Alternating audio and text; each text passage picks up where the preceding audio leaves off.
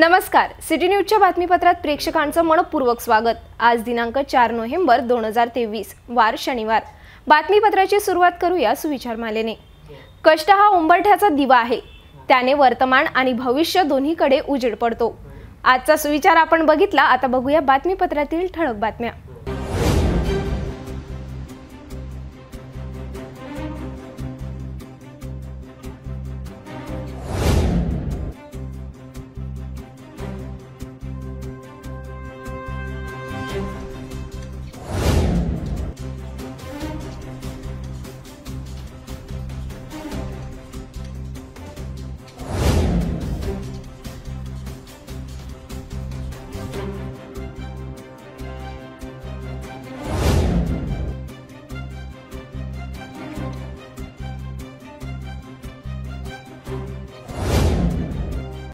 आपण ठळक बातम्या बघितल्या, आता घेऊया छोटासा ब्रेक।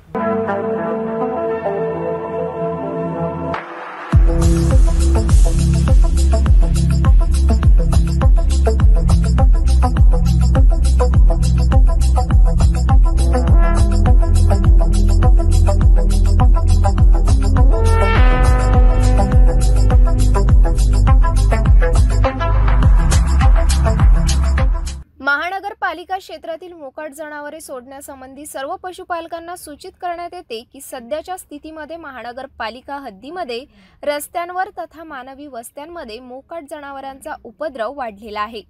तसेच रस्त्यांवर जनावरांमुळे अपघात होण्याची शक्यता नाकारता येत नाही। महानगरपालिकेच्या पथकामार्फत पकडण्यात आलेले जनावर यापुढे 7 दिवस सोडण्यात येणार नाही। मोकाट जनावरांवर तिप्पट दंड आकारण्यात येईल। तसेच जनावरांमुळे अपघात अथवा मानवी जीवितास धोका झाल्यास महाराष्ट्र पोलीस अधिनियम कलम 90 गुराढोरांना रस्त्यावर भटकू देणे किंवा खाजगी किंवा सार्वजनिक मालमत्तेवर अतिक्रमणे करू देणे यासाठीची शिक्षा। कलम 91 गुरास कोंडवाड्यात घालणे। कलम 92 हक्क सांगितलेले गुरे स्वाधीन करणे। कलम 93 हक्क न सांगितलेले गुराढोरांची विक्री। कलम 99 सडके संबंधीचे नियम न पाळणे। कलम 100 प्राण्यांकडून अडथळा किंवा खोडी करविणे। कलम 106 घोडे वगैरे मोकळे सोडणे, हिंसक कुत्रे मोकळे राहू देणे। अन्वय पशुपालक यांच्यावर गुन्हे दाखल करण्यात येते। तसेच संबंधित पोलीस स्टेशन यांचे परवानगीशिवाय जनावरे सोडण्यात येणार नाही। पशुपालक यांच्यावर गुन्हे दाखल करण्यात येते। तसेच संबंधित पोलीस स्टेशन यांची परवानगीशिवाय जनावर सोडण्यात येणार नाही। महाराष्ट्र महानगरपालिका अधिनियम अनुसूची ड प्रकरण 14 कलम 22, 23, 24 अन्वय पशुपालनासंबंधी सक्षम प्राधिकरणे यांची परवानगी सादर करावी लागेल। तथा कलम 376 अन्वय तथा मनपा सर्वसाधारण ठराव क्रमांक 47 नुसार पशुपालन यांच्यावर कार्यवाही करण्यात येईल व नागरिक क्षेत्रात गुरे पाळणे अधिनियम याबाबतची अंमलबजावणी करून संबंधिताने व पालकांवर कायदेशीर कार्यवाही करण्यात येईल व होणाऱ्या आर्थिक नुकसानास महानगरपालिका जबाबदार राहणार नाही। आयुक्त महानगरपालिका। ब्रेक नंतर बघूया सविस्तर बातम्या। दिवाळीच्या उत्सवात मोठ्या संख्येने नागरिक अनेक खासगी बसेसने आपल्या घरी दाखल होत असल्याने अनेक खासगी बस चालक त्यांच्याकडून अवाच्या सव्वा तिकीट रक्कम वसूल करीत असतात। अशाच बस चालकाविरुद्ध कारवाईची मागणी 3 नोव्हेंबरला शहर काँग्रेस कमिटीने केली होती। आता यावर आरटीओ विभागाने नियमाचे उल्लंघन करणाऱ्या 2 बस चालकाविरुद्ध धडक कारवाई केली। नियमबाह्य पद्धतीने बॉडी बांधणी, टपावरून माल वाहतूक करणे आदी दिसून आल्याने 2 बस चालकांकडून 1,52,000चा दंड वसूल करण्यात आला। आता अशा अनेक नियमाचे उल्लंघन करणाऱ्या खासगी बसेसवर करडी नजर ठेवण्यात आली आहे। दिवाळीचा उत्सव म्हटला की सर्वत्र आनंदच आनंद असतो। अशात दूरवर नोकरीला गेलेले नागरिक आपल्या घराकडे धाव घेत असतात। कोणी रेल्वेने तर अनेक नागरिक राज्य परिवहनसह खासगी बसेसने प्रवास करीत असतात। मात्र याच दिवसात प्रवाशाची जास्त गर्दी होत असल्याने अनेक खासगी बस चालक अनेकांकडून अवासव्वा तिकीट वसूल करीत असतात। या उत्सव दरम्यान अनेक बस चालक ओव्हरलोड प्रवासी नेत असल्याने कारवाई करण्याची मागणी घेऊन शहर काँग्रेस कमिटी पदाधिकाऱ्यांनी आरटीओ अधिकारी गीते यांना 3 नोव्हेंबरला निवेदन सादर केले होते। आता याच मागणीवर आरटीओ गीते यांनी तात्काळ सर्व अधिकाऱ्यांची बैठक घेऊन कारवाईचे आदेश दिले। अशात आरटीओ गीते यांच्या मार्गदर्शनात सर्व अधिकाऱ्यांनी नियमाचे उल्लंघन करणाऱ्या 15 खासगी बसेसची तपासणी करण्यात आली। या 2 खासगी बसेसनी नियमाचे उल्लंघन केल्याचे स्पष्ट होताच खासगी बस क्रमांक AR01T5005 व बस क्रमांक AR20A5307 विरोधात धडक कारवाई करण्यात आली। दोन्ही बसमध्ये नियमाबाह्य पद्धतीने बॉडी बांधणी, टपावरून माल वाहतूक करणे असे उल्लंघन केल्याचे दिसून आल्याने 2 बस चालकाकडून 1,52,000चा दंड वसूल करण्यात आला। भरारी पथकातील मोटर निरीक्षक प्रताप राऊत, मोटर वाहन निरीक्षक गणेश वरुटे, सहाय्यक मोटर वाहन निरीक्षक सरकटे गावडे, सागर ठोसर, पवन ढोके, अमोल बोरे यांनी धडक कारवाई केली। आता अशा मोटर वाहन नियमाचे उल्लंघन करणाऱ्या खासगी बसेसवर प्रादेशिक परिवहन अधिकाऱ्यांची करडी नजर राहणार आहे। अमरावती शहरात हल्लीच्या काळात अनेक परिसरात बिबटचा मुक्त संचार होताना दिसून येत आहे। काहीच आठवड्याआधी VMV परिसरात बिबट आढळून आल्याने नागरिकात भीतीचे वातावरण निर्माण झाले। आता तर छत्री तलाव जवळील मंगलधाम कॉलनी परिसरात 3 नोव्हेंबरच्या रात्री चक्क 2 बिबटचा मुक्त संचार दिसून आला। येथील श्रीनिवास अपार्टमेंट नीलकंठ लेआउट येथे 2 बिबट आढळून आले। एवढंच नाही तर एका CCTV कॅमेऱ्यात बिबटवर वराने हल्ला करून बिबटला चावा घेतल्याचे दिसून येत आहे। तर याच परिसरात राहणारे सचिन उमप यांनी सुद्धा आपल्या मोबाईलमध्ये बिबटचे व्हिडिओ कैद केले आहे। या घटनेवर आता वडाळी वनपरिक्षेत्र अधिकारीसह सर्व यंत्रणा सज्ज झाली आहे। बिबट नागरी वस्तीत दिसून येत असल्याने ही चूक कोणाची, जंगली प्राण्यापैकी बिबटची की सदसद विवेक पृथ्वीवर सर्वात हुशार समजल्या जाणाऱ्या मानव प्राण्याची, हा विचार करणे आता गरजेचे झाले आहे। निसर्ग सर्वत्र सौंदर्य देतो। हा निसर्गच आहे जो परिसर आकर्षक बनवतो आणि राहण्यासाठी योग्य जागा बनतो। निसर्ग आणि त्याचे सर्व फायदे मानवी जीवन शक्य करतात। जंगल हे अनेक प्राण्यांचे निवासस्थान आहे। हे निसर्गाने दिलेले एक मौल्यवान संसाधन आहे। जंगलात राहणारे प्राणी एकमेकांवर अवलंबून असतात। जंगलातील जीवन हवा, पाणी आणि सूर्यप्रकाश या घटकांद्वारे नियंत्रित केले जाते। बहुतेक जंगलामध्ये विविध प्राण्यांच्या वनस्पती उपलब्ध आहेत। त्यामुळेच आपण जंगलाचे आणि जंगलात राहणाऱ्या प्राण्यांचे जतन आणि आदर केला पाहिजे। मात्र हल्लीच्या काळात जंगली प्राण्यांचा ह्रास होत आहे, तर मानवी प्राण्यांची संख्या झपाट्याने वाढत असल्याने मानव प्राणी आता जंगलाकडे निवास शोधण्यासाठी धाव घेत आहे। अशानेच आता दाट जंगलात राहणारे बिबट शहरी भागाच्या कोपऱ्यात असलेल्या नागरी वस्तीत शिरून मानवी प्राण्यांना आता दर्शन देत आहे। हल्ली VMV परिसरसह आता पुन्हा 3 नोव्हेंबरच्या मध्यरात्री मंगलधाम परिसरातील अनेक अपार्टमेंट जवळ चक्क 2 बिबट मुक्त संचार करीत असताना CCTV कॅमेऱ्यात कैद झाले आहे। ही चूक कोणाची, जंगली प्राण्यांची की मनुष्य प्राण्यांची, हे उत्तर शोधणे आता गरजेचे झाले आहे। पोहरा मालखेड जंगलात विविध प्राण्यांची जंगली वनस्पतीसह अनेक जंगली प्राण्यांचा सहवास आहे।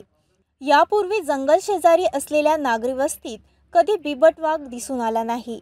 उन्हाळ्याच्या दिवसात अनेक जनावरे आपली तहान भागवण्यासाठी छत्री तलाव, वडाळी तलाव जवळ दाखल व्हायचे। आता मात्र येथीलच जंगल परिसराची जंगलतोड होत असल्याने अनेकांनी जंगल शेजारी जाऊन प्लॉट बांधून आपला निवास शोधला असल्याने आता हल्ली बिबट हा सुद्धा शहरात रात्री धाव घेऊन कुत्र्याची शिकार करीत आहे।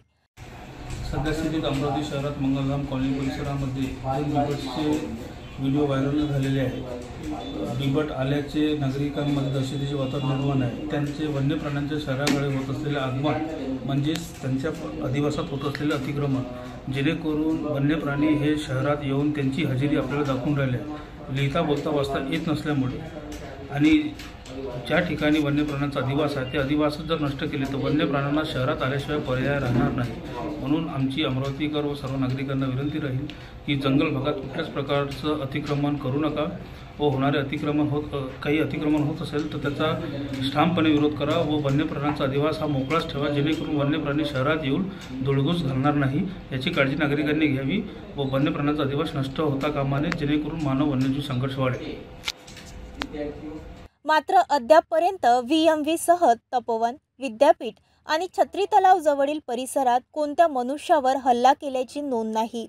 राजकीय नेत्यांच्या आशीर्वादाने अनेक जंगल शेजारी एवढेच नव्हे तर नकाशात जंगल परिसरात 1 लाख जमीन कुठे याचा शोध घेऊन अनेकांनी आपला चांगलाच जम बसवण्याची धक्कादायक माहिती सुद्धा सूत्रांनुसार समोर आली आहे।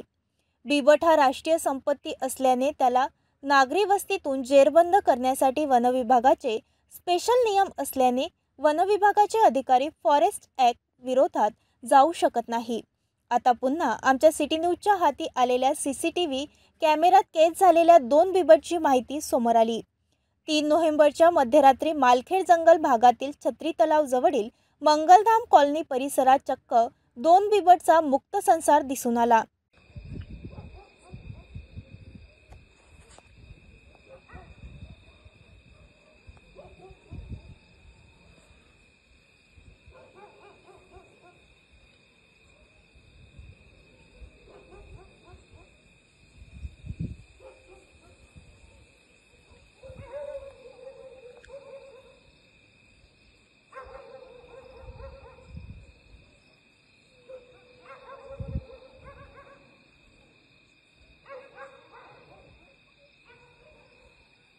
येथील श्रीनिवास अपार्टमेंट निलखंठ लेआउट राहणारे अभिजित बहिरुवाले यांना कुत्र्याचा आरडाओरडा आवाज ऐकू आल्याने त्यांनी प्लॉटच्या बाहेर पाहिले असता 2 बिबट आढळून आले।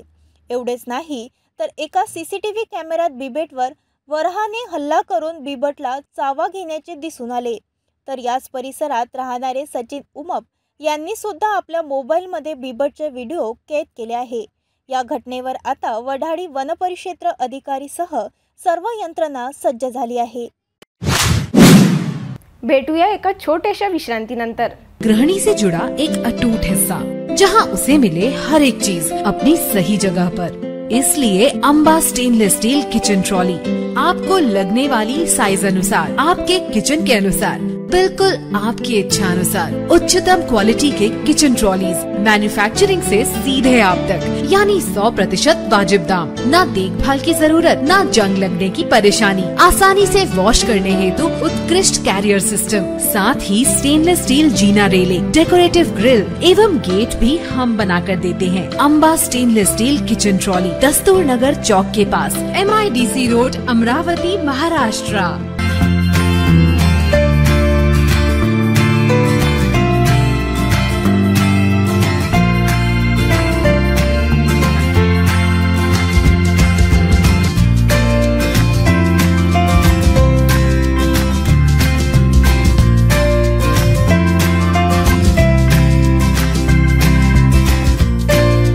संपूर्ण लग्न बसता आराधना जवाहर रोड अमरावती। विश्रांतीनंतर पुन्हा आपले स्वागत।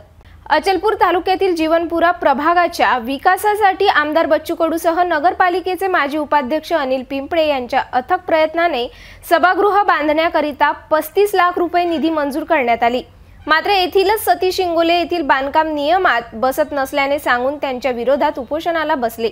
याचीच पडताळणी करण्यासाठी आमचे प्रतिनिधी गेले असता सभामंडपम बांधकामाच्या बाजूने येथील सर्व नागरिकांचे समर्थन असून इंगोले यांचा निषेध केल्याचे दिसून आले। अचलपूर येथील जीवनपुरा प्रभागमध्ये अण्णाभाऊ साठे दलित वस्ती योजनेमध्ये 35 लाख रुपयाचा सभागृह बांधण्यात येत आहे। हे सभागृह पंचशील ध्वज समोर बौद्ध समाजाच्या सोयीसाठी आमदार बच्चू कडू व नगरपालिकेचे माजी उपाध्यक्ष अनिल पिंपळे यांच्या प्रयत्नाने निर्माण होत आहे। जिल्हाधिकारी अमरावती यांची मंजुरी मिळाल्यानंतर स्थानिक सतीश इंगोले मागील 17 दिवसापासून अचलपूर उपविभागीय अधिकारी कार्यालयासमोर उपोषण करीत आहेत। त्यांची मागणी नियमात बसत नाही असे पत्र अचलपूर नगरपालिकेचे मुख्याधिकारी धीरज गोहाड यांनी दिले आहे। या उपोषणामागे संपूर्ण बौद्ध समाज आहे असं इंगोले यांचं म्हणणं होतं। बौद्धांची पंचशील जी ध्वजा आहे ती तोडून तिथे सभागृह बांधण्याचं काम केलं। या विरोधामध्ये इथे सतीश इंगोले यांचं आमरण उपोषण चालू आहे। 17वा दिवस आहे। एकूण एकीकडे महाराष्ट्रात मराठा आरक्षणासाठी मनोज जरांगे पाटील यांचं उपोषण सुरू आहे, दुसरीकडे परतवाडाच्या SD ऑफिस समोर इथे सतीश इंगोले यांचं आमरण अनशन आहे। जाणून घेऊयात त्यांच्या काय मागण्या आहेत। जय भीम। आमच्या जीवनपुरा भागातील बौद्धांचा जो झेंडा आहे तो गेल्या 40-50 वर्षापासून तिथे आम्ही तो उभा केला आणि तिथे आमचे बौद्धांचे धार्मिक कार्यक्रम होत आले। परंतु आता तिथे नगरपालिका प्रशासनाने ठराव घेऊन सांस्कृतिक भवन टाकण्याचा तिथे प्रस्ताव त्यांचा हे झालेला आहे। आणि तिथे ते काम सुरू झालेलं आहे. पण आमचं असं म्हणणं आहे की सांस्कृतिक भवन म्हणजे बुद्ध विहार ते नसते आणि सांस्कृतिक भवन कुठल्या एका विशिष्ट जाती धर्मासाठी नसते, ते सर्वांसाठी असते. सगळ्या जातीचे लोक त्याला वापरू शकतात. पण जर शासकीय इमारत सांस्कृतिक भवन तिथे बांधलं मग आम्ही आमचे बौद्धांचे कार्यक्रम कुठं घ्यायचे हा आमच्या समोर प्रश्न आहे. आणि राहिला प्रश्न सरकारच्या नागरिकांच्या सोयीसुविधेसाठी सांस्कृतिक भवन बांधण्याचा, तर फंड सरकारी आहे आणि इमारत सरकारी आहे. मग त्याच्यासाठी दलित वस्तीला लागूनच जी सरकारी जागा आहे नगरपालिका हद्दीतली, ते गेल्या 40 वर्षापासून माजी नगरसेवक अनिल पिंपळे यांच्या बहिणींनी, आधी त्यांच्या वडिलांच्या जवळ होती, आता त्यांच्या बहिणींच्या नावाने आहे. मग त्यांनी ती राखून ठेवली आणि त्यावरती ती शेती करून राहिली. मग एकट्या कुटुंबासाठी 1.5 ते 2 एकर जागा सरकारने त्यांना वाहतीसाठी देऊन राहिले आणि आमच्या थोड्याशा 2000 फूट जागेवरती सगळ्या जातीच्या लोकांसाठी शासकीय इमारत टाकून राहिले. मग हा एक प्रकारे आमच्या बौद्धांवर अन्यायच आहे. आमचं शासनाला एवढं म्हणणं आहे किंवा आमची ही जागा बौद्धांच्या झेंड्यासाठी राखून ठेवा आणि त्या सरकारी जमिनीवर जे जागा माजी नगरसेवकांच्या बहिणीने हडपलेली आहे तिथे त्यांचा प्लॉट जो आहे तो त्यांच्या मालकी हक्काचा प्लॉट 30,824 स्क्वेअर फूट हा काढून द्या आणि उरलेल्या जागेवर सांस्कृतिक भवन बांधा आणि त्यातून जी जागा शिल्लक राहील तिथे गार्डन टाका आणि त्या गार्डनला डॉक्टर बाबासाहेब आंबेडकर बालोद्यान नाव द्या. म्हणजे आमचेच काय, मग दलितांचे, आदिवासींचे, ओबीसींचे, मुस्लिमांचे सगळ्यांचेच मुलं रनिंग करतील जॉगिंग ट्रॅकवर, अभ्यास करतील त्या सांस्कृतिक भवनमध्ये, वाचनालय काढलं तर. मग हा सगळा सामाजिक दृष्टिकोनच मी मांडून राहिलो. मी कुठल्या एका विशिष्ट याच्यासाठी आतापर्यंत कोणी भेट दिली अधिकाऱ्याने? आले, सीओ साहेब 2दा आले, त्यानंतर एसडीओ साहेब 2दा आले, पण त्यांचा नेहमी निगेटिव्ह शेरा राहिला की हे आम्ही आता सँक्शनिंग झालं, सगळं झालं, सगळ्या आयुक्तांनी सह्या केल्या, कलेक्टरनी सह्या केल्या, हे आमच्या हातात नाही आणि ही जागा काढण्याचे अधिकार आमच्या हातात नाही. महसूल विभागाचे अधिकारी स्वतः असं बोलतात की त्या अतिक्रमित जागा काढण्याचे अधिकार आम्हाला नाही. मग जर एसडीओच्या हातात नाही आहे स्थानिक लेवलचे, मग कोणी काढावे?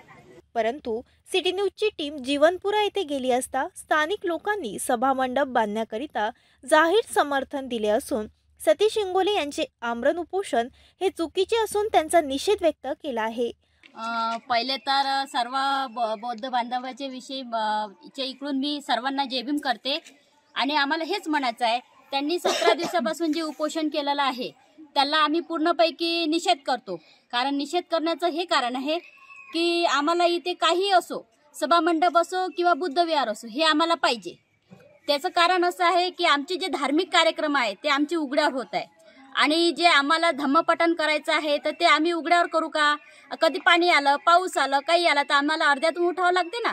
आणि आमच्या ज्या वंदना वगैरे होते, आता ते ऊन उघड्यावर असल्याच्या कारण तिथं ऊन येते, सर्व गोष्टीची आम्हाला अडचण, कुत्रे मुततात आमच्या झेंड्यावर, हे आम्हाला मान्य नाही ना. कारण त्याची गैरसोय होत आहे. त्यासाठी आम्हाला एक छेद म्हणून अण्णाभाऊ साठेच्या निधीतून आलेला आहे.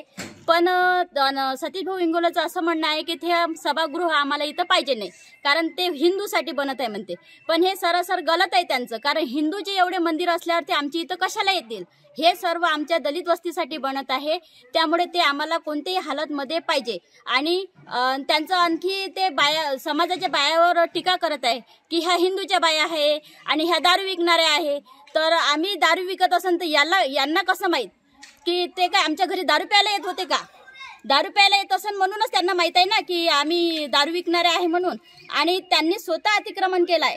पहिले झेंडा सेंटर पॉइंटला होता आणि त्यांना एका बंडीचा रस्ता पाहिजे होता कारण त्यांच्या घरी खूप मोठं शेत आहे, तर त्याला माल नेण्यासाठी एका बंडीचा रस्ता पाहिजे होता. आणि तो झेंडा त्यांनी सेंटर पॉइंट मधून उपडला आणि फेकून दिला. तर आम्ही सर्व बौद्ध बांधवांनी तो एकाकडे लावला आणि आता पण त्यांचं अतिक्रमण आहे त्या जागेवर. आणि ते म्हणतात की आमचे जे घर आहे ते अतिक्रमणमध्ये. हो, आम्ही मान्य करतो अतिक्रमणमध्ये आहे आमचे घरं, पण आम्हाला शासनाने त्याच्यावर घरकुल बांधून दिलेले आहे आणि आम्ही 1983 पासून इथं रहिवासी आहे. म्हणजे आम्हाला जवळपास आता इथे 40 वर्ष झालेले आहे. आमच्याकडे त्याचे सर्व लेखी प्रूफ आहे. आणि ते आणखी हे पण म्हणतात की इथल्या बायाला वंदना येत नाही. तर तुम्ही भारतीय बौद्ध महासभेचे सरचिटणीस आहात, तर तुम्ही पहिले तुमच्या एरियाचा विकास का नाही केला? तुम्ही तुमच्या बौद्ध बांधवांना सरळ मार्ग का नाही दाखवला? त्यांना वंदना का नाही शिकवली? त्यांना धम्माचं ज्ञान का नाही दिलं? तिथं बसून जर तुम्ही समाजाला बदनाम करत असेल तर हे तुमचं बरोबर नाही आहे. कारण समाज हा तुमच्या इकडून नाही असेल तर आमच्या इकडूनही असेल. कारण ह्या समाजाचा जे समाज आहे ते समाजाचा इतर इकडे पण आपला सगळी बदनामी होत आहे. हे तुम्हाला शोभा देत आहे का? तुम्ही असेच वारंवार टिपण्या आमच्या समाजावर करत असाल किंवा आमच्यावर करत असाल तर याच्यानंतर आम्ही कडक ॲक्शन घेऊ आणि तुमच्यावर कारवाई करू. अनिल पिंपळे यांनी जीवनपुरा प्रभागाच्या विकासाकरिता 15 कोटीचा विकास कामे सुरू केली असून प्रभागामध्ये सुजलाम सुफलाम विकास दिसून येत आहे. अनेक वर्षांपासून एकाच जागेवर थांबलेली ब्रिटिशकालीन शकुंतला रेल्वे पुन्हा धावणार असल्याची प्रतिक्रिया खासदार नवनीत राणा यांनी स्पष्ट केली आहे. लोकसभेत नेहमीच पाठपुरावा केल्याने आता काहीच दिवसात केंद्रीय रेल्वे मंत्री रेल्वे सुरू करणार असल्याची प्रतिक्रिया सुद्धा खासदार राणा यांनी व्यक्त केली. परतवाडा येथे पंडित प्रदीप शर्मा यांच्या अमरावती शहरात 5 दिवसीय प्रवचन कार्यक्रमाचे आयोजन केले असता त्या कार्यक्रम कार्यालयाचा शुभारंभ परतवाडा येथे केले असता त्यांनी आमच्या सिटी न्यूज प्रतिनिधी नितेश किल्लेदार यांच्यासोबत संवाद साधला. जिल्ह्याच्या लोकप्रिय खासदार नवनीत राणा आज परतवाडा येथे आलेले आहे आणि येणाऱ्या 16 तारखेला अमरावती येथे जे पूर्ण देशामध्ये ज्यांचं नाव आहे असे पंडित प्रदीपजी मिश्रा यांचा कार्यक्रम अमरावती येथे आयोजित केलेला आहे आणि आज परतवाडा म्हणजे अचलपूर जिल्हा या दृष्टीने इथं उद्घाटन केलं आहे. एकूणच जाणून घेऊया हा कार्यक्रम कसा राहिला आणि अचलपूर हा इथे पहिल्या कार्यालयाचं उद्घाटन आपण केलेलं आहे. मला वाटते अमरावतीनंतर जे आमची विजन नेहमी राहिलेलं आहे की अचलपूर हा जिल्हा झाला पाहिजे आणि त्याच दृष्टीने अमरावतीनंतर हा पहिला जे कार्यालय आहे शिवमहापुराण आपली 15 तारखेला भव्य त्याचं 15 डिसेंबरला जी कळश यात्रा आहे आणि त्याच्यानंतर जे 5 दिवसाचं प्रवचन आणि जे ज्ञान जे आशीर्वाद प्रदीप मिश्राजी आम्हाला सगळ्यांना अमरावतीकरांना आणि आजूबाजूचे जोडे परिसराचे लोक येणार आहे. त्याचा कार्यक्रम आहे 15 डिसेंबरला भव्य आपली दहीहंडी कळश यात्रा राहील आणि 16 पासून आपलं सगळं प्रवचनाचं कार्यक्रम प्रदीप मिश्रांचा राहील. तरी त्याच्यासाठी आज आपण परतवाडामध्ये मेन स्ट्रीटमध्ये बाजारमध्ये आपण हे ऑफिस उघडलेलं आहे की जेही ज्या लोकांना कळश यात्राची समिती आहे, सेवाची आहे, मैदान समिती आहे, पाणी पुरवठा समिती आहे, भोजनची समिती आहे, असे बरेचसे समिती आहे ज्याच्यामध्ये ज्या लोकांना वाटते की आपण याच्यात आपलं योगदान दिलं पाहिजे की आपण लोकांना आपण कशी साथ देऊ शकतो की लोकांची व्यवस्था बरोबर झाली पाहिजे, लोकांना पाणी बरोबर तिथे भेटलं पाहिजे. सगळी व्यवस्थामध्ये जे जे आपलं योगदान देण्यात इच्छुक आहे, योगदान इन द सेन्स काय की आपलं तिथे उपस्थित राहून त्या लोकांची सोय झाली पाहिजे, फक्त तेवढंच योगदान. त्याच्यासाठी जेवढे लोक आहेत ते पूर्ण समिती इथून आपल्याला सगळी गाईडलाईन्स भेटणार आहे. ते सगळं त्याच्यानंतर हे ऑफिस आज उघडला आणि बंद होणार असा विषय नाही आहे. आणि जे अचलपूर जिल्हा आहे आमचं धोरणच आहे की अचलपूर जिल्हा झाला पाहिजे, त्याच्यासाठी पहिलंच ऑफिस आपण इथे उघडलेलं आहे. एक महत्त्वाचा प्रश्न आपण इथं शकुंतला रेल्वे ब्रॉडगेज होण्यासाठी आपण प्रश्न उचललेला आहे लोकसभेमध्ये. एकूणच ही रेल्वे सुरू होणार यासाठी आपले काय प्रयत्न आहे? 100% माझ्या प्रयत्नाला यशही आलेलं आहे आणि येणाऱ्या काही दिवसामध्ये ते केंद्रामध्ये त्याची घोषणा सुद्धा होणार आहे. कारण जे राईट्स आजपर्यंत ब्रिटिशकालीन होते ती राईट्स आमचे भारताने घेतलेले आहे. त्याची अनाउन्समेंट ते स्वतः रेलमंत्री करणार आहे. कारण 75 वर्षामध्ये जे भूतो ना भविष्य कोणी विचार करू शकला की ब्रिटिशकालीन राईट्स भारत घेईल आणि त्या ट्रेनला मध्य प्रदेश राज्यात आता विधानसभा निवडणुकीचा बिगुल फुकण्यात आला आहे. यात अनेक पक्षाने आपले उमेदवार रिंगणात उभे केले आहे. अशात आता आमदार बच्चू कडू यांच्या प्रहार पक्षाने याच राज्यातील भसदई विधानसभा मतदारसंघात पहिलाच उमेदवार रिंगणात उभा केला आहे. त्याच उमेदवाराच्या प्रचाराला आमदार कडू आपल्या पदाधिकाऱ्यांसह मध्य प्रदेशात रवाना झाले आहे. या दरम्यान आमचे परतवाडा प्रतिनिधी नितेश किल्लेदार यांनी 2 राज्याच्या मधात आमदार बच्चू कडू सोबत निवडणुकीवर संवाद साधला. प्रहार जनशक्ती पक्ष स्थापित झालेला आहे आणि आज महाराष्ट्रामध्ये 2 आमदार आहे, परंतु प्रहार जनशक्ती पक्षाचा एक उमेदवार हा मध्य प्रदेशमध्ये उभा केलेला आहे आणि मध्य प्रदेशमध्ये राहुल चव्हाण यांची उमेदवारी आहे भैसदई या मतदारसंघातून. एकूण जाणून घेऊया बच्चू भाऊ यांनी मध्य प्रदेशमध्ये ही एंट्री कशी केली. खरं तर सातपुड्याच्या या भागामधला आवाज एमपीच्या सातपुड्याच्या बाजूला गेला. राजकुमार आणि आमचं काम इथल्या सगळ्या आजूबाजूच्या सीमेवर असणाऱ्या राज्याच्या सीमेवर असणाऱ्या लोकांना माहीत आहे आणि त्याच्यामुळे लोकांना एक आवडपणा आहे का जे काम आम्ही या पद्धतीने इथं करतो ते काम त्यांना तिकडे पण अपेक्षित आहे. आणि त्याच एक कारण. आणि दुसरं, चव्हाण जे BJPचे खंदे समर्थक होते, आयुष्यभर त्यांचं BJP केलं, त्यांच्या वडिलाचं वगैरे, आणि वेळेवर काँग्रेसचा उमेदवार घेऊन जो खरा निष्ठावान कार्यकर्ता आहे त्याला बाजूला ठेवल्यामुळे त्यांची नाराजी होती. त्याच्यामुळे बरेच BJPचे कार्यकर्ते असं म्हणणं आहे का बा सध्या BJPमध्ये मुळात मूळ BJP नष्ट होत आहे आणि BJPचीच आता काँग्रेस होईल का ही भीती आहे. त्याच्यामुळं BJPची काँग्रेस होऊ नये म्हणून प्रहार ते जवळ करतात. प्रहार जनशक्ती पक्षाचा जेव्हापासून एंट्री झाली कुठंतरी जे राष्ट्रीय पक्ष होते त्यांना कुठंतरी भीती निर्माण झाली असं चित्र दिसत आहे. ते आता आम्हाला बरेच फोन चालू झाले का नाही गेलं पाहिजे, तुम्ही थोडंसं थांबून जा तर आम्हाला छान, जेणेकरून MP सुद्धा आमदार म्हणून काय काम करू शकतो ते आम्ही जाऊ. महत्त्वाचा प्रश्न, आपण जरांगे पाटील यांची भेट घेतली, त्यांना पाणी घ्या आणि त्यांना तुमची मराठा समाजाला गरज आहे यासाठी सुद्धा आपण तिथं रक्तदान घेतलेलं आहे. एकूणच काय प्रतिसाद मिळाला? खरं तर मी जरांगे पाटील हे कुठल्या समाजाचे जातीचे आहे हे पाहिलं, त्यांच्यामधला प्रामाणिकतापणा पाहिजे, त्यांची निष्ठा पाहिजे समाजाची. आणि पहिलेच किडनी फेल्युअर असताना किंवा अधिक आजार असताना सुद्धा स्वतःचा वावर विकून ते आंदोलनात 20 वर्षापासून होते. इतक्या प्रामाणिक कार्यकर्त्याला आपण जपलं पाहिजे, हे सर्वांचा भूमिका असली पाहिजे. आणि म्हणून आम्ही कुठली तमा न बाळगता, कुठलाही स्वार्थ न ठेवता आम्ही तिकडे गेलो आणि त्यांनी सांगितलं का तुमची गरज समाजाला आहे आणि समाज पोरका व्हायला नको, त्याचं नेतृत्व हरपून जर गेलं तर समाज भटकत राहील आणि त्याचे वाईट परिणामसुद्धा देशाला राज्याला भोगावं लागतं. आणि त्यांनी ते सगळं ऐकलं आणि मी लगेच गेल्यानंतर असं वाटलं का 1-2 दिवस जर हे पाणी प्यायलं नाही तर कदाचित मोठा अडचण होऊ शकतं. आणि CM साहेब असे म्हणलं का तुमचं आपलं राजकारण थोडं बाजूला ठेवून आपल्याला कशी मदत करता येईल, ते कुठल्याही पक्षाचं आणि कुठल्याही जातीचं प्रामाणिक कार्यकर्त्याचं सुद्धा मरण होऊ नये हा आमचं मकसद आहे. या सगळ्या संदर्भात एक व्यवस्थित चर्चा केली आणि सांगितलं का यावेळेला मंत्रिमंडळ पाठवून पहिले आपली तज्ज्ञ समिती जाईल आणि तज्ज्ञ समिती त्यांना सगळे आपल्या घरी समजून सांगेल. एकदा डोक्यातला गैरसमज गेला का माणसं तयार होईल आणि ते झालं. आणि त्याच्यात शिष्टमंडळ जेव्हा आपण सुद्धा ते शिष्टमंडळामध्ये होते काय शिष्टमंडळ काहीतरी मार्ग त्याच्यामध्ये काढणार असं वाटतं? आता का मार्ग निघेलच त्याच्यामध्ये. सरकार शिंदेसाहेब अतिशय प्रामाणिकपणे, मी फडणवीस साहेबांशी पण बोललो आणि त्याच्या दोघांच्या अतिशय चांगल्या भूमिका आहे आणि त्याच्यातून मार्ग निघाला. मध्य प्रदेश की कल्पना आपको कैसे है? मध्य प्रदेश में हमारी कोई कल्पना नहीं थी, उम्मीदवार की कल्पना यहाँ तक लेके आई.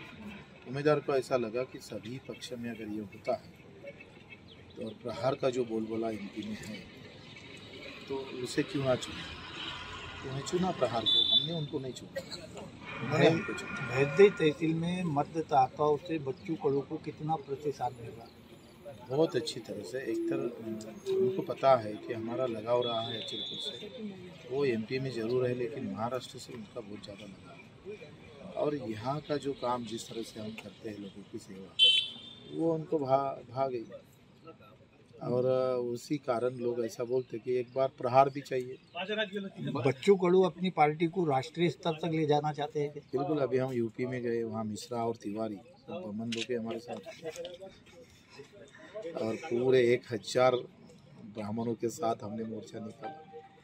तो हम ये चाहते हैं कि जहाँ कम है वहाँ हम है, जिधर कम रहेगा उधर बच्चू कडू खड़ा रहेगा, चाहे हिंदुस्तान रहे या अमेरिका रहे. भैरदेई का जो विधानसभा चुनाव होगा 17 नवंबर को, तो अंतिम मुकाबला कितने उम्मीदवारों के बीच में? अभी मुझे तो कोई पता नहीं. अभी मैं जा रहा हूँ, अभी हम पूरी नियोजन करेंगे.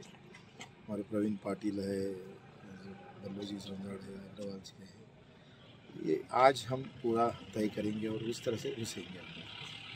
आपको प्रतिसाद मिलेगा? बिल्कुल.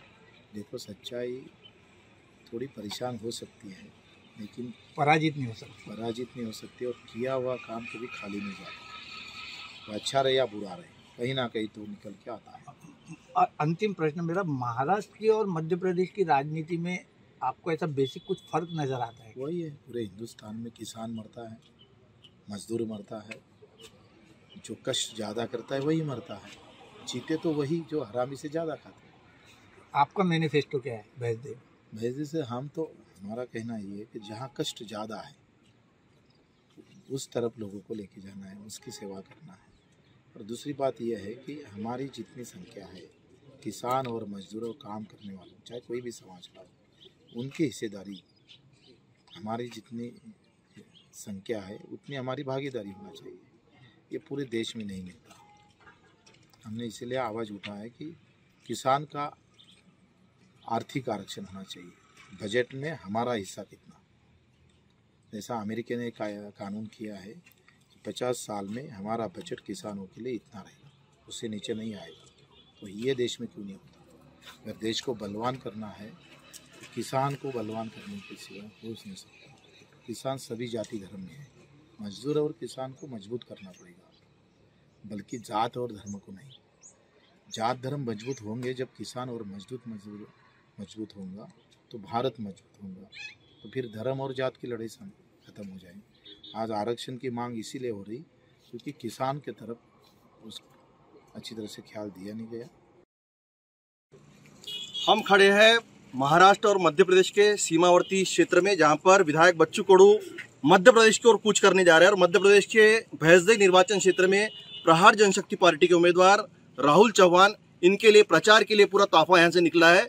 और आने वाले समय में प्रहार जनशक्ति पार्टी इतिहास रचने को जारी है। देखते हैं आने वाले चुनाव के अंदर प्रहार कहां तक मध्य प्रदेश में अपने पांव गाड़ने में कामयाब होती है।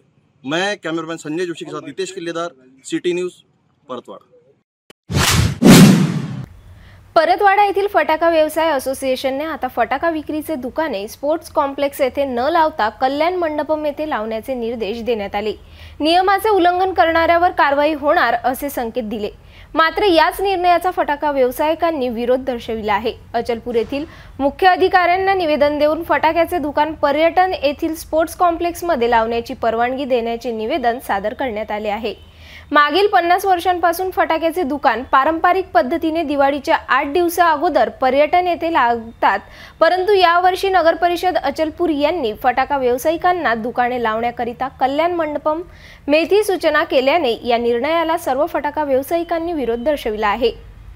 परतवाड़ा में परेड ग्राउंड पर फटाका व्यवसायों के प्रतिष्ठान लगते हैं। हर साल की तरह परेड ग्राउंड यह एक सुरक्षित स्थान है, जहां पर परेड ग्राउंड पर जहां कॉम्प्लेक्स अभी है, हाल ही में जहां पर स्पोर्ट कॉम्प्लेक्स बनने जा रहा है, वहां की दुकानों में राजकुमार जी अग्रवाल, इनके मार्गदर्शन के अंदर, इनके सहयोग से यह दुकानें इनको मिलती है। परंतु इस बार यह दुकानें कल्याण मंडपम में लगाने के लिए नगर पालिका द्वारा कहा जा रहा है।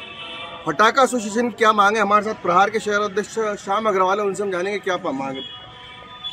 विगत 40-50 सालों से परेड ग्राउंड पे फटाका व्यवसायिक अपनी दुकान लगाते थे। 2-3 साल से वहाँ संतुलन का निर्माण होने की वजह से जो खाली जगह वहाँ पे बनी हुई है, वहाँ पे फटाका व्यवसायिक अपनी दुकानें भी तात्पूर्ति लगाते थे। लेकिन इस साल नगर पालिका ने ऐन समय फटाका व्यवसायी को कल्याण मंडप में दुकान लगाने के लिए बोला गया है, लेकिन हमारे को विश्वास में नहीं लेते हुए अगर यही बात अगर हमसे नगर पालिका महीना 15 दिन पहले करती थी तो फटाका व्यवसायिक अपनी व्यवस्था करते थे। आज अंत समय जो आ गया टाइम फटाकों की दुकान लगाने का, इस समय फटाका व्यवसायी के पास में कल्याण मंडप में दुकान लगाने की कोई व्यवस्था नहीं है, क्योंकि टीन वगैरह जो सामान लगती सामग्री ये टाइम पर एडजस्टमेंट नहीं हो सकता। इसलिए हमारी नगर पालिका से मांग है कि जो अभी यहाँ हम बैठते हैं, हमें इस साल वही स्थायी जगह उपलब्ध कराए। आने वाले समय में फटाका एसोसिएशन से, लाइसेंस धारकों से सर्वसम्मति से बात करके जो भी नगर पालिका निर्णय लेंगी वो फटाका एसोसिएशन को मान्य रहेगा। लेकिन इस साल कम से कम आज हमारे पास में पर्यायी जगह के लिए और सामान की जो व्यवस्था होना वो व्यवस्था नहीं है। तो आज जो हम गरीब लोगों ने माल भरा हुआ है, जो छोटे मोटे व्यवसायिक है 2-2, 5-5 लाख रुपए का, आज ये हमारे आंख पर बैठ सकता है, इसकी भरपाई नहीं हो सकती। इसलिए नगर पालिका ने ये हमारी बात के ऊपर ध्यान देने को। परतवाड़ा के परेड ग्राउंड पर यह दुकानें सालों से लगती आ रही है और साल में केवल दीपावली का त्यौहार होता है जहाँ फटाका व्यवसायी जो है वर्ष भर की कमाई करते हैं। हम जानेंगे हमारे साथ में फटाका एसोसिएशन के रवि भैया गुप्ता है, उनकी क्या प्रतिक्रिया। दादा, ये जो निर्णय नगर पालिका ने लिया है कि थोड़ा एक हमारे कान पे अगर पहले आ जाता है, कल्याण मंडप हम अलॉट कर रहे हैं तो हम उस हिसाब से उसकी व्यवस्था करते थे। और आज कैसा है, एक बच्चे दिवाली को 10 दिन के अंदर वहाँ व्यवस्था लगाना, शामियाने वाले को मनाना, भाई शामियाना गाड़ के दे, हमारी दुकान बना के दे, ये सब व्यवस्था करने के लिए कुछ समय लगता है। ये तत्काल नहीं हो सकता। एक दुकानदार को 30 तीनों की आज ये जो चीज़ है ये करने के लिए थोड़ा समय की ज़रूरत रहती है। तो इस साल तो कल्याण मंडपम में नहीं जा सकते, ऐसा हम साहब का विरोध नहीं करते हैं। साहब बोलेंगे तो वहाँ जाके बैठेंगे, ऐसा कुछ नहीं है, मगर हम वहाँ अभी असुविधा हो जाएंगी हमारे को। अभी जैसा हमारी व्यवस्था यहाँ पर हो चुकी है और हम यहाँ पर दुकान लगाने की तैयारी में, तो अभी हम अगर वो कल्याण मंडप हम दे रहे हैं तो हमको फिर से नवी कार्रवाई करना पड़ेगा। उसके लिए हमारे पास में वक्त नहीं है। इसलिए हम ये चाहते हैं कि हम जहाँ पहले बैठे थे, हमने जहाँ व्यवस्था कर रखी है वही व्यवस्था के ऊपर हमको बैठनी चाहिए। जहाँ उनकी व्यवस्था है, सालों से फटाका व्यवसाय जो है, परेड ग्राउंड जो एरिया है, परेड ग्राउंड का जो मैदान है ये सुरक्षित है, शहर के बाहर है और सुरक्षा के दृष्टिकोण से परेड ग्राउंड के मैदान पर ही दुकानें होना चाहिए। अभी वर्तमान में दुकानें लगाना, उसके लिए टीन की, मंडप की, बल्ली बासे की व्यवस्था करनी पड़ती है, परंतु यह असुविधाजनक होगा। इसलिए यहाँ पर परेड ग्राउंड पर दुकानें लगाने की मांग मुख्य अधिकारी अचलपुर से की गई है। मैं कैमरामैन मोनी के साथ Hitesh Killedar, city news, Paratwada. Amateur kabaddi association of Vidarbha वतीने अमरावती मनपा व ग्रामीण कबड्डी निवड चाचणीकरिता चांदूर बाजार येथील गोसी टोम्पे कॉलेज येथे सुरुवात करण्यात आली। या चाचणी स्पर्धेत जिल्ह्यातील 300 पेक्षा जास्त खेळाडूंनी सहभाग घेतला। या खेळात विविध गटात खेळाची पडताळणी करण्यात आली। मनपा आणि ग्रामीण अशा सुद्धा 2 वेगवेगळ्या गटात खेळाडूंची निवड करण्यात आली। ॲम्ब्युचर कबड्डी असोसिएशन ऑफ विदर्भ तर्फे अमरावती जिल्हा महानगरपालिका व ग्रामीण कबड्डी निवड चाचणीला चांदूर बाजार येथील गोसी टेम्पो कॉलेज येथे सुरुवात करण्यात आली। या निवड चाचणीचे नियोजन हनुमान क्रीडा मंडळ चांदूर बाजारचे विक्की देशमुख यांच्या माध्यमातून करण्यात आले। या निवड चाचणीचे नियोजन ॲम्ब्युचर कबड्डी असोसिएशन ऑफ विदर्भचे अध्यक्ष जितेंद्र ठाकूर व सचिव सतीश दफडे यांच्या निरीक्षणाखाली करण्यात आले। निवड चाचणीकरिता जिल्ह्यातील 300 पेक्षा जास्त खेळाडूंनी सहभाग नोंदवला होता। या कबड्डी निवड चाचणीची सुरुवात सब ज्युनियर मुले व मुली, ज्युनियर मुले व मुली व सीनियर पुरुष व महिला अशी ठेवण्यात आली आहे। या निवड चाचणीमध्ये अमरावती जिल्हा महानगरपालिका व ग्रामीण भाग असे 2 भागामध्ये निवड चाचणी राहणार आहे। याकरिता 4 नोव्हेंबरला कबड्डी स्पर्धाची सुरुवात करण्यात आली। खेळ सुरू करण्यापूर्वी छत्रपती शिवाजी महाराज यांच्या प्रतिमेचे पूजन, ग्राउंडचे पूजन करून सुरुवात करण्यात आली। यावेळेस विदर्भात अमरावती, अकोला, चंद्रपूर आणि नागपूर महानगरपालिका क्षेत्र वाढत्या लोकसंख्येच्या आधारावर आणि ग्रामीण जिल्ह्याला असे नियोजन करून 4 जिल्ह्यात ग्रामीण जिल्हा म्हणून वेगळे संघ खेळले जाणारा राज्य चॅम्पियनशिप। विदर्भ राज्य अजिंक्यपद कबड्डी स्पर्धेत 11 संघ खेळत होते। यास ग्रामीण 4 वेगळे सोडून जे 15 जिल्ह्याची यावेळेस राज्य अजिंक्यपद कबड्डी स्पर्धा होणार आहे। हे अत्यंत ग्रामीण भागातल्या खेळाडूसाठी जितेंद्र ठाकूर यांनी अनेक प्रयत्न करून राज्यस्तरावर शासनाची आणि इंडिया फेडरेशनच्या ही सुवर्ण संधी आणून दिली आहे की ग्रामीण भागातल्या खेळाडूंना यावेळेस वेगळ्या जिल्हा संघ खेळले जाणारे 4 संघ अमरावती जिल्ह्याचा, नागपूर जिल्ह्याचा आणि अकोला जिल्ह्याचा आणि चंद्रपूर जिल्ह्याचा। आज स्पर्धेकरता एकंदर विद्यार्थी किती आलेले आहे? आता हाच एक आनंदाची बाब आहे की ग्रामीण जिल्ह्याला खेळणार असं जेव्हा घोषित झाला जितेंद्र ठाकूर यांनी केलं, तेव्हा आज ग्रामीण जिल्ह्यातील जवळपास 350 खेळाडू मुलं मुली नुसतं ग्रामीण जिल्ह्यातून जिल्ह्यासाठी संघासाठी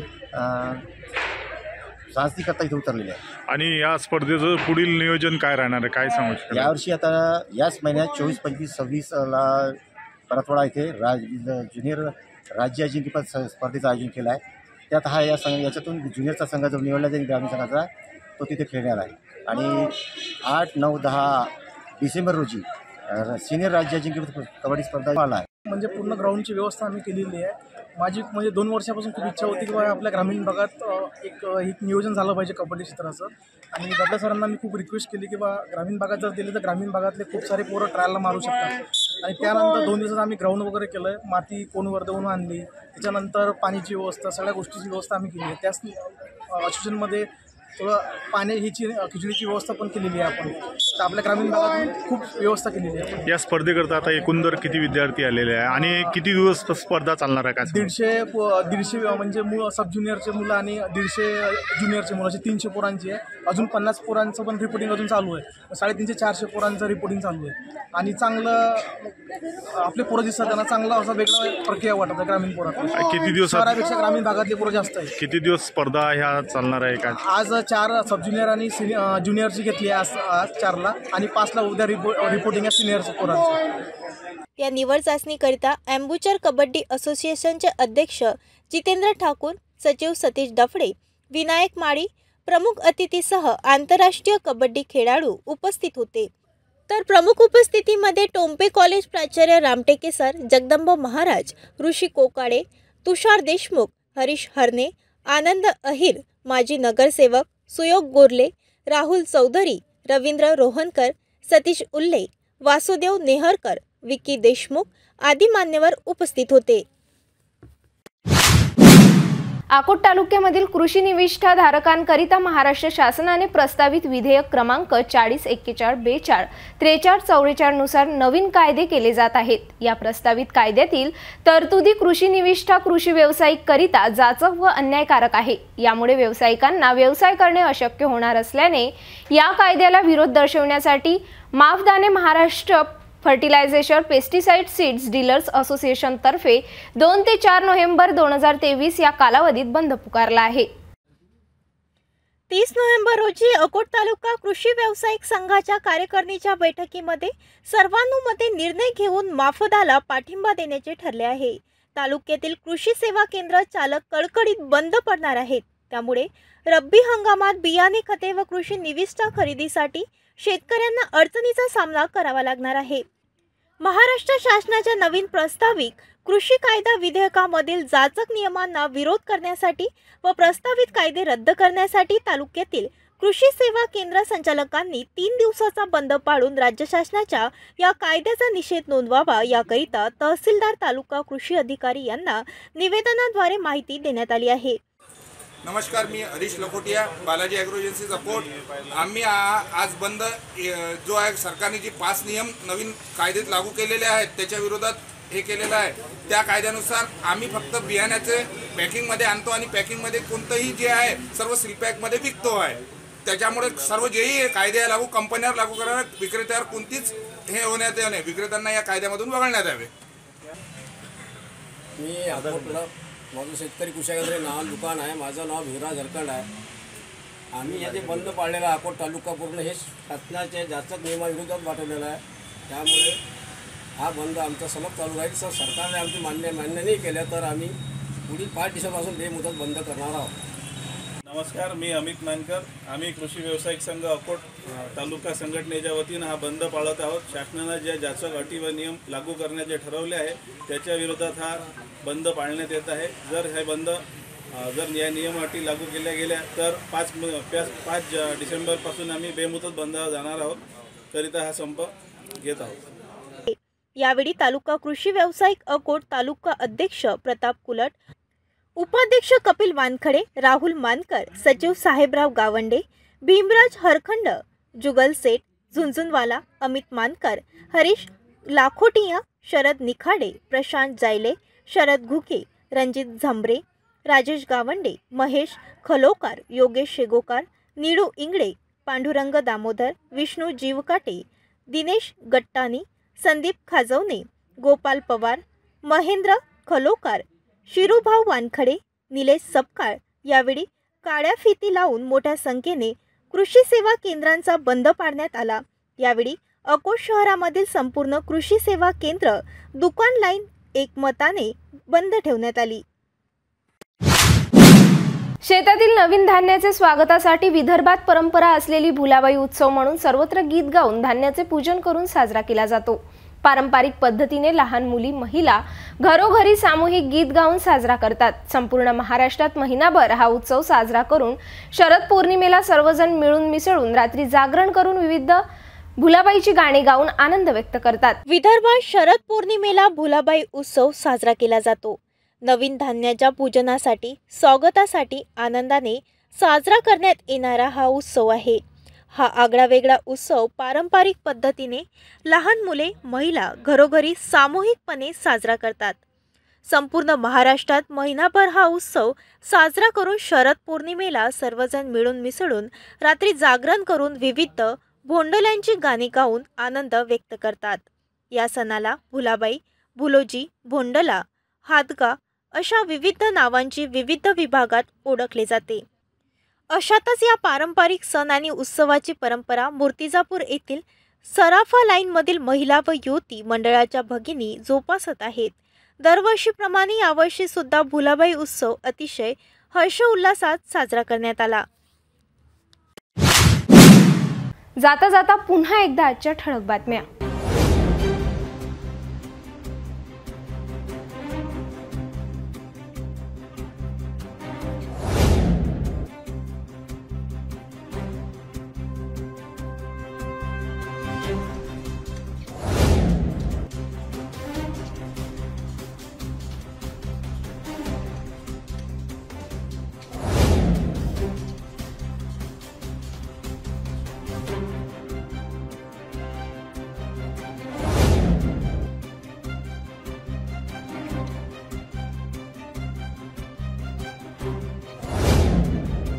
आपण आता सिटी न्यूज चॅनल आपल्या टीव्हीवर सुद्धा बघू शकता. यामध्ये GTPL channel number 73, Fastway 256, city cable channel number 92 वर. जर आपल्या टीव्हीवर सिटी न्यूज चॅनल दिसत नसेल तर आपण आपल्या केबल ऑपरेटरशी संपर्क करावे.